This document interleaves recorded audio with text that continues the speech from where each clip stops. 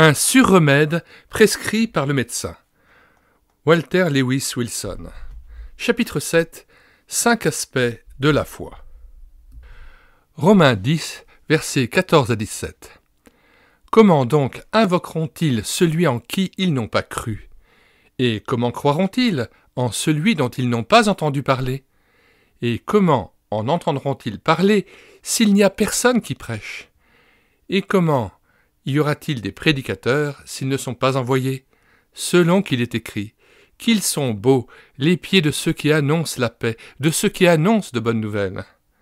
Mais tous n'ont pas obéi à la bonne nouvelle. Aussi Ésaïe dit-il, « Seigneur, qui a cru à notre prédication ?» Verset 17. Ainsi la foi vient de ce qu'on entend, et ce qu'on entend vient de la parole de Christ. Relisons ce verset 17. Ainsi la foi vient de ce qu'on entend, et ce qu'on entend vient de la parole de Christ. La foi s'exerce constamment dans la vie quotidienne. Nous entrons dans un magasin, achetons un article et demandons à ce qu'il soit facturé. Si le responsable du crédit a confiance en nous, il nous permet d'emporter les marchandises et de les payer plus tard. Le patient, allongé sur la table d'opération, autorise l'anesthésie et confie son corps au chirurgien parce qu'il a confiance en ses capacités. Le passager se retire dans le wagon-lit et s'endort parce qu'il a confiance en ceux qui conduisent les trains. Dieu applique ce même grand principe de foi au salut de l'âme. Examinons 5 aspects de la foi salvatrice, de la foi qui sauve. 1. La foi en son nom. Nous lisons dans Jean 1, 12. « Mais à tous ceux qui l'ont reçu, à ceux qui croient en son nom, elle a donné le pouvoir de devenir enfants de Dieu, lesquels sont nés non du sang, ni de la volonté de la chair, ni de la volonté de l'homme, mais de Dieu. » Le nom auquel il est fait référence est le titre du Seigneur. Ce titre signifie sauveur. Il porte ce titre parce qu'il est le seul au monde à pouvoir sauver un pécheur. D'autres hommes ont des titres qui attirent les clients. Si vous avez mal aux dents, vous cherchez un dentiste. Si les tuyaux de votre maison sont gelés, vous cherchez quelqu'un qui s'appelle plombier. Et si votre voiture est en panne, vous cherchez quelqu'un qui s'appelle mécanicien. Le titre que porte quelqu'un indique la nature du travail qu'il peut accomplir. Le titre de Jésus indique ce qu'il peut faire. Il sauve les hommes qui ont besoin d'être sauvés. Il a le pouvoir, la connaissance, la capacité, la volonté et le droit de sauver ceux qui sont perdus. Aucun autre chef religieux ne peut assumer ce titre. Dieu a donné ce titre au Christ lorsqu'il a dit par l'intermédiaire de son ange « Tu lui donneras le nom de Jésus, car c'est lui qui sauvera son peuple de ses péchés. » Matthieu 1, verset 21. Cet ordre fut donné, bien sûr, à Joseph. Lisons ce passage dans son contexte élargi à partir du verset 18. Voici de quelle manière arriva la naissance de Jésus-Christ. Marie, sa mère, ayant été fiancée à Joseph, se trouva enceinte par la vertu du Saint-Esprit avant qu'ils eussent habité ensemble. Joseph, son époux, qui était un homme de bien et qui ne voulait pas la diffamer, se proposa de rompre secrètement avec elle. Comme il y pensait, voici un ange du Seigneur lui apparut en songe et dit « Joseph, fils de David, ne crains pas de prendre avec toi Marie, ta femme, car l'enfant qu'elle a conçu vient du Saint-Esprit. Elle enfantera un fils, et tu lui donneras le nom de Jésus, c'est lui qui sauvera son peuple de ses péchés. » Fin de citation et retour au texte. Les noms des grands hommes nous présentent immédiatement les choses pour lesquelles ils se sont distingués. Le nom de Napoléon nous rappelle immédiatement la guerre et la conquête. Le nom d'Hercule nous parle immédiatement de force physique. Le nom d'Edison est immédiatement associé à la lumière électrique et à d'autres produits électriques. Et lorsque nous entendons le nom de Néron, nous voyons les torches humaines qui flambent sur le mur autour de son jardin pour son plaisir diabolique. Le nom de Moody ravive nos cœurs car nous nous souvenons de sa puissance dans la prédication de l'Évangile et de son ministère auprès des âmes humaines. Le nom de Jésus est toujours associé au salut des âmes. Il est le Sauveur de Dieu pour les hommes. Il est le seul à pouvoir effacer nos péchés. Il ne manque jamais de traiter avec succès tous les problèmes qui lui sont confiés. Sur le chemin de la vie, levez les yeux et vous verrez ce nom merveilleux, Jésus, qui est le Christ Seigneur. Il est le Sauveur des pécheurs. En lisant ce signe, précipitez-vous vers lui pour lui soumettre votre préoccupation. Votre venue prouvera que vous croyez vraiment en son nom. 2. La foi en sa personne.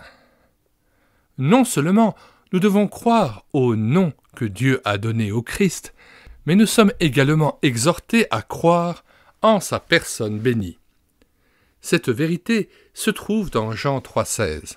« Car Dieu a tant aimé le monde qu'il a donné son Fils unique, afin que quiconque croit en lui ne périsse point, mais qu'il ait la vie éternelle. » Un jour, alors que j'étais un jeune médecin débutant, mon enseigne a attiré une patiente dans mon cabinet. Elle a cru à l'enseigne qui donnait mon titre. Elle avait besoin d'un médecin et décida de confier son cas à l'homme dont le nom était Dr. Wilson. Elle entra dans mon cabinet et après que je me sois présenté à elle, elle me dit « C'est sans doute votre père que je souhaite voir. » « Non, lui répondis-je, il ne vient pas dans cette ville, il exerce dans une autre ville. » Elle parut très surprise et demanda alors « Êtes-vous le médecin dont le nom figure sur l'enseigne à l'extérieur ?»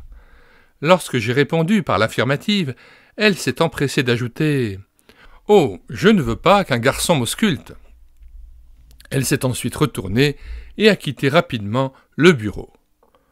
Mon titre l'a attirée, mais mon apparence juvénile l'a rebutée. Elle pensait que j'étais un trop jeune homme pour être capable de traiter son cas avec succès. Le Seigneur Jésus nous invite à croire en sa personne. Il est plus juste que les fils des hommes. Il est merveilleux dans sa personnalité. Il est digne de l'adoration des anges. Il a plus de valeur que toute autre personne dans l'univers. Si vous le contemplez dans sa mort triomphante, vous direz avec le centurion « Vraiment, c'était le Fils de Dieu. » Si vous le contemplez dans sa résurrection glorieuse, vous direz avec Thomas « Mon Seigneur et mon Dieu. » Si vous le contemplez dans la majesté de son ascension, alors qu'il est assis sur le trône de sa gloire, vous tomberez à ses pieds comme Jean dans un étonnement total. Vous êtes appelés à croire en sa personne bénie. Croyez en ce qu'il est et en qui il est. Croyez en ses attributs, ses objectifs, ses desseins et ses projets. Croyez en sa capacité et en sa suffisance. Confiez-vous entièrement à lui. 3. La foi en sa fonction officielle. Dieu a envoyé le Christ comme son propre sauveur, choisi et ordonné. Le Dieu éternel vous invite à placer votre foi en cet homme merveilleux du calvaire dans la gloire.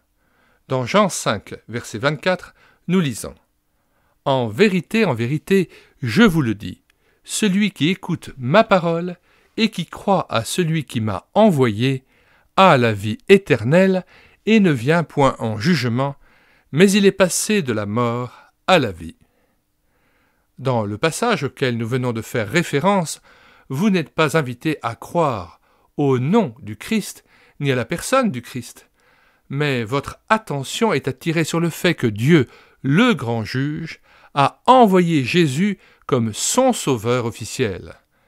Votre confiance doit être placée en celui que Dieu acceptera. Vous devez placer votre foi en celui que Dieu a choisi comme porteur de péché, celui qu'il a désigné. Ce ne serait rien de moins qu'une tragédie éternelle, si vous deviez confier votre âme et vous-même à quelqu'un que Dieu n'a pas reconnu comme le sauveur approprié. Dans le passage qui nous occupe, le Christ nous assure que Dieu l'a envoyé pour nous délivrer de la condamnation. Il affirme que ceux qui acceptent cette vérité en raison de cette affirmation des Écritures seront immédiatement bénis par le don de la vie éternelle et n'iront jamais au jugement du grand trône blanc. Celui qui confie son âme au Sauveur est immédiatement béni par le pardon. Le Christ efface chacun de ses péchés par son propre sang précieux, et cette personne est justifiée, pardonnée et purifiée. Puisque les péchés sont effacés, vous pouvez facilement voir qu'il n'y a pas lieu d'amener cette personne en jugement. Il n'y aurait rien à juger. Curieusement, le verset nous dit que l'homme croyant n'est plus mort dans ses péchés et étranger à Dieu, mais qu'il reçoit le don de la vie éternelle. Dans cette nouvelle vie, il vivra et agira pour la gloire de celui qui l'a sauvé. Si vous croyez que Dieu a envoyé le Christ pour vous sauver, précipitez-vous vers lui, acceptez-le pleinement et devenez un enfant de Dieu par la foi en Jésus-Christ. 4. La foi en ses paroles. Nous avons vu dans les Écritures que nous sommes appelés à croire au nom de Jésus, à la personne de Jésus et à l'identité officielle de Jésus. Nous allons maintenant examiner Jean 8, 46. « Qui de vous me convaincra de péché? Si je dis la vérité, pourquoi ne me croyez-vous pas?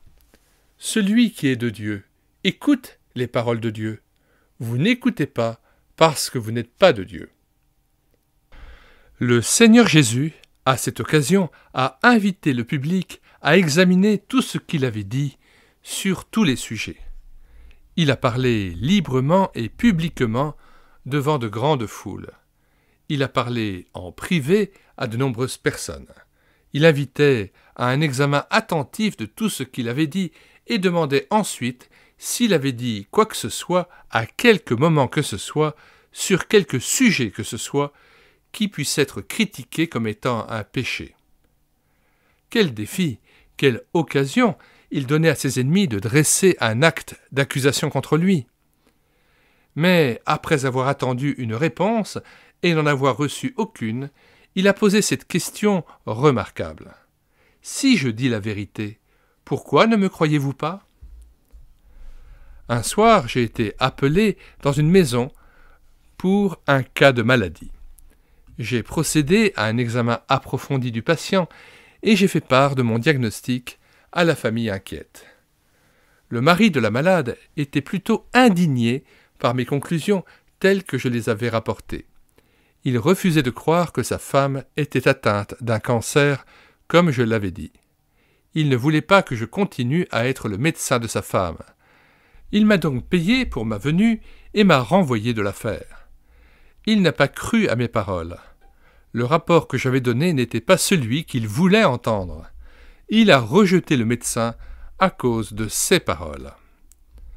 Le Seigneur Jésus a diagnostiqué votre cas et il veut que vous croyiez à ses paroles. Le diagnostic du ciel est le suivant. Car tous ont péché et sont privés de la gloire de Dieu. Romains 3, verset 23. Certaines personnes sont moins en faute que d'autres, mais aucune n'atteint les normes de Dieu. Certains commettent plus de péchés que d'autres, mais tous sont coupables. Vous pouvez ne pas aimer le rapport et rejeter le diagnostic, mais notre Seigneur a dit « Celui qui me rejette et ne reçoit pas mes paroles à un juge, la parole que j'ai prononcée, c'est elle qui le jugera au dernier jour. Vous devez croire ce qu'il dit. Il demande « Pourquoi ne croyez-vous pas ?» Quelle réponse donnerez-vous à son interrogation? Si vous rejetez ses conclusions, vous n'accepterez pas son remède et c'est fatal. 5. La foi en ses œuvres. Ceux qui s'offrent ou offrent leurs produits au public cherchent toujours à montrer des échantillons afin d'inspirer la foi de leurs clients potentiels. Ce principe est utilisé par notre Seigneur dans le passage suivant que nous allons considérer.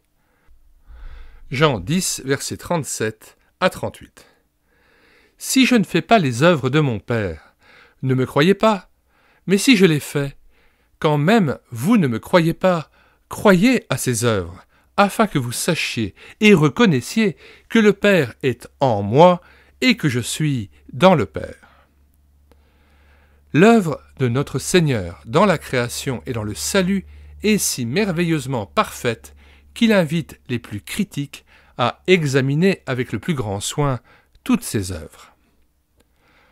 Lorsque j'étais médecin, il m'était très difficile d'obtenir la confiance des malades.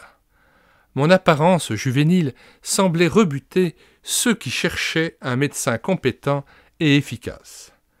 Après 2 mois d'attente et d'impatience, je me suis agenouillé avec ma femme à la maison et j'ai prié Dieu de me donner un cas très difficile, puis de me donner les connaissances et les compétences nécessaires pour traiter ce cas.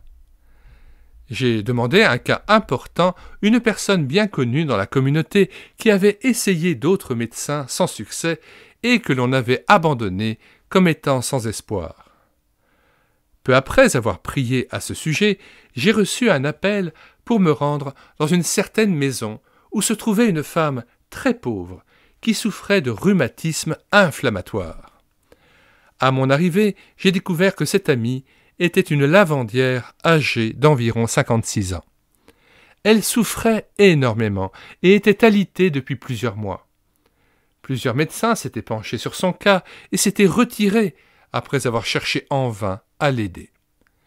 Il s'agissait d'une patiente relevant de la charité, car l'amie n'avait pas d'argent, pas même pour acheter des médicaments. Je me suis agenouillé à côté d'elle et j'ai demandé au Seigneur la sagesse et la connaissance nécessaires à la prise en charge de la patiente. Je pris ensuite dans ma sacoche les remèdes qui me semblaient indiqués. Je prescrivis leur utilisation à une voisine qui faisait office d'infirmière, puis je me procurai de la glace à l'usine de la ville pour l'appliquer froidement sur les articulations. Je l'ai quittée en priant pour la bénédiction de Dieu. La prière a été entendue et notre Seigneur a soulagé la dame à un tel point qu'elle a pu reprendre son travail en un peu plus de 3 semaines. Dans ma prière à la maison, j'avais demandé au Seigneur une patiente que je pourrais montrer du doigt avec plaisir et dire « c'est l'un de mes patients ». Elle a été abandonnée par d'autres et j'ai servi à sa guérison. Va lui parler et tu auras confiance en moi. C'est justement un cas de ce genre que le Seigneur m'a donné. Cette femme lavait pour les riches de la ville. Son travail se limitait à des soieries, des dentelles et d'autres articles de ce genre très coûteux pour lesquels elle recevait un salaire plus qu'ordinaire. Elle est devenue ma grande publicité. Ceux qui la voyaient m'apportaient leurs affaires. Ceux qui ont entendu son témoignage ont senti qu'ils pouvaient me faire confiance. Ce témoignage a marqué un tournant dans ma vie professionnelle. Le nombre de patients augmenta considérablement et mes revenus augmentèrent en conséquence.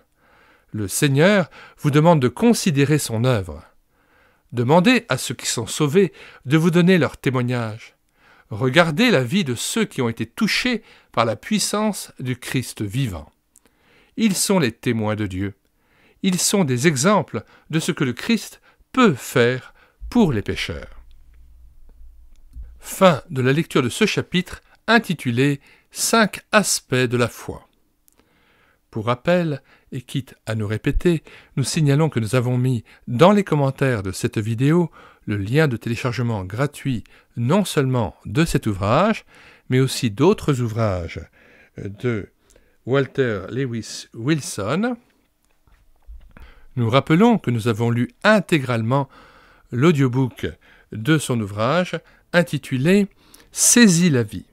Par contre, cet ouvrage est toujours à vendre actuellement à la CLC Librairie Chrétienne pour le prix modique de 2 €. Nous ajoutons à ces différents liens le lien vers différentes playlists et notamment les playlists « Croire en Jésus-Christ, salut et vie éternelle, apologétique chrétienne ». Autre playlist « Se convertir, nouvelle naissance, recevoir Jésus-Christ dans son cœur ». Enfin la playlist « Foi, œuvre, doute, athéisme ». Nous mettons aussi le lien des différents ouvrages de Wilhelm Busch et notamment l'audiobook que nous avons assumé de son livre « Jésus, notre destin ».